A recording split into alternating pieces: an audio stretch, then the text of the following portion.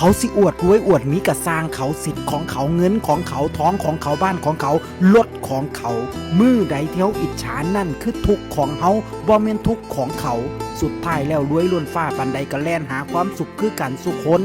ต่อให้เป็นสุขราคาแพงหรือสุขราคาถูกมันก็เป็นความสุขคือกันความสุขบ่ได้เกิดอยู่กับคนอื่นมันเกิดอยู่ในใจเฮาสุขที่มันบ่เคยซ้ำกันมักกันคนละอย่างต่างกันคนละแบบคนรวยสุขกับการใช้เงินตามทางของเขาคนจนสุขอยู่ตามต้นทุนต่อให้ยากดีมีจนก็สุขได้คือกันเงินมันแยกชนชั้นฐานะทางสังคมได้อยู่แต่มันบ่สามารถซื้อความสุขได้สู่เรื่องดอกบ่เจ็บบ่ป่วยพอมีพอกินสุขตามวิถีก็ดีปานใดแล้ว